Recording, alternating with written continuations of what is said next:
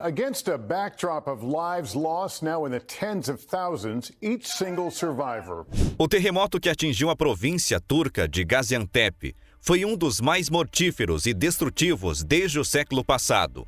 Um terremoto de magnitude 7,8, de 10 pontos na escala Richter, que culminou na destruição de mais de 5.700 edifícios. O segundo terremoto muito grande, de magnitude 7,5, também ocorreu no centro da Turquia no mesmo dia, na hora do almoço. As equipes de resgate estão correndo contra o tempo e os elementos para retirar os sobreviventes dos escombros em ambos os lados da fronteira. Todo esse efeito devastador deu-se porque, assim como a Síria, a Turquia fica sobre a borda de 3 placas tectônicas, uma região que é considerada pelos especialistas bastante crítica. Fica comigo até o final desse vídeo e veja como se forma este fenômeno e o que o Brasil pode ter a ver com tudo isso. Ficou curioso e quer saber mais? Então continue assistindo esse vídeo, que você ficará por dentro de tudo. Para entender melhor como tudo acontece, temos que ir à raiz deste fenômeno, que estão nas placas tectônicas. As placas tectônicas é a base da geologia da Terra e são responsáveis pelas características da superfície terrestre. Elas são responsáveis por formar montanhas, mares, vulcões e planícies.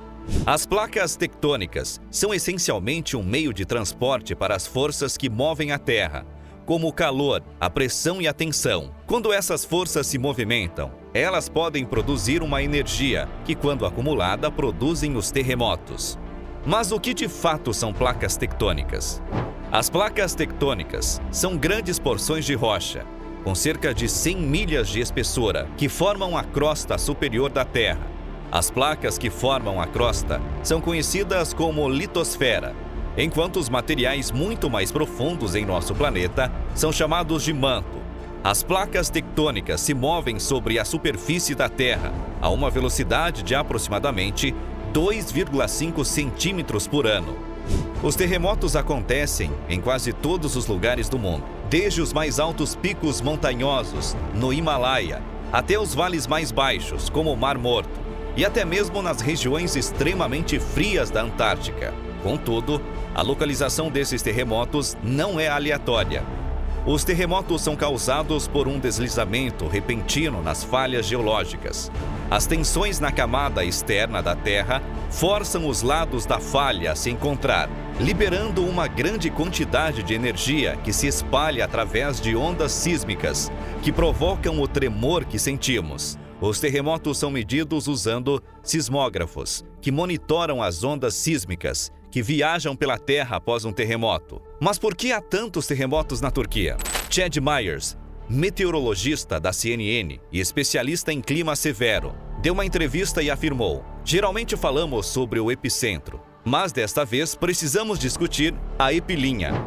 Ele quis dizer que as duas grandes placas tectônicas, a arábica e a eurasiana, se encontram sob as regiões do sudeste da Turquia. Ao longo desta zona de falha, a Terra deslizou cerca de 160 quilômetros de um lado para o outro, acrescentou Myers. Isso é diferente do que acontece na região do Anel de Fogo, na costa oeste dos Estados Unidos, onde os terremotos e tsunamis são geralmente causados por subrebaixamento, quando uma placa desliza abaixo da outra.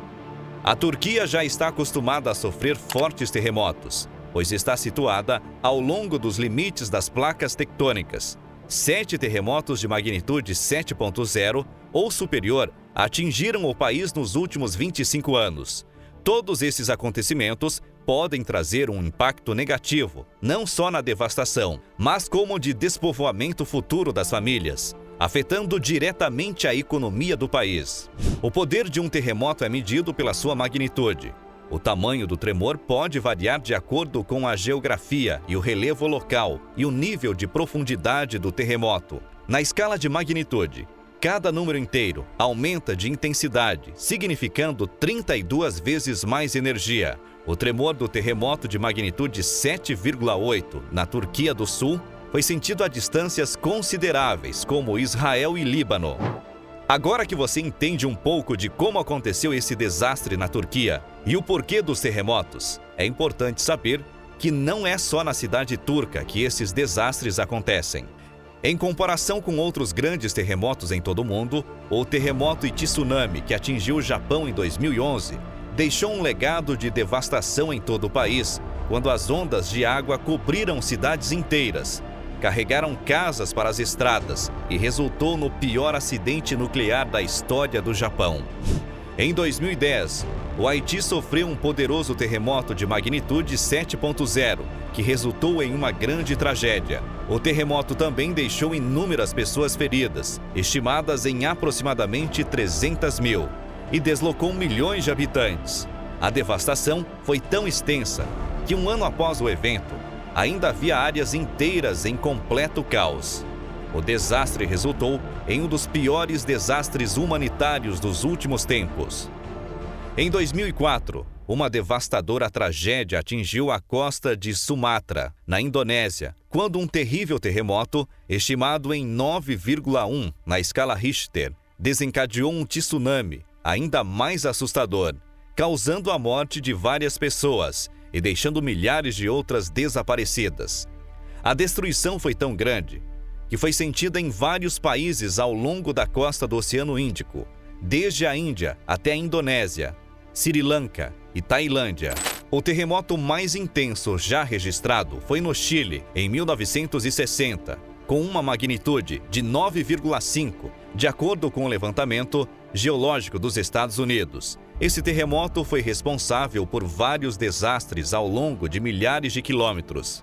Ele gerou ondas de choque que destruíram cidades e vilas inteiras e causou danos que chegaram até Argentina, Peru, Brasil e para além do Oceano Pacífico, atingindo a Nova Zelândia. O terremoto também causou tsunamis, que se espalharam por grandes distâncias, destruindo cidades costeiras e matando mais de 200 pessoas. O terremoto de San Andreas foi o mais destrutivo terremoto já registrado na Califórnia, ocorrendo na manhã de 18 de abril de 1906.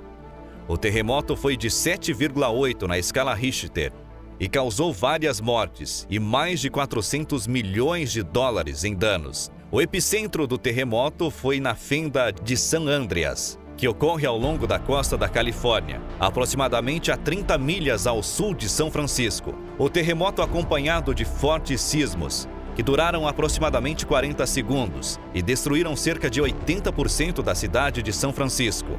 Além disso, o terremoto foi responsável pela formação de tsunamis que atingiram a costa da Califórnia e do Havaí. Esse é um dos eventos de terremoto mais conhecidos, tanto que estreou como filme em 2015, tendo Dwayne Johnson como protagonista. Mas o que o Brasil tem a ver com toda essa história? O Brasil não sofre com terremotos de intensidade significativa, pois se encontra no centro da placa tectônica sul-americana.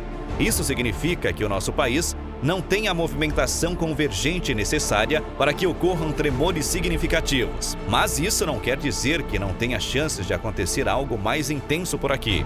No passado, ainda nos tempos de colonização, eventos de terremotos mais significativos foram registrados no Brasil. Combinando relatos históricos e estudos sismológicos, 300 anos de informações adormecidas emergiram como fonte do maior evento sísmico conhecido que abalou o Brasil desde o início de nossa colonização. A provável localização do epicentro do tremor de 1690 fica na margem esquerda do rio Amazonas, cerca de 50 quilômetros da atual Manaus. Um ano depois, ao passar por esta área, um missionário encontrou testemunhas do tremor e observou mudanças marcantes na topografia e na vegetação ao longo da margem do rio.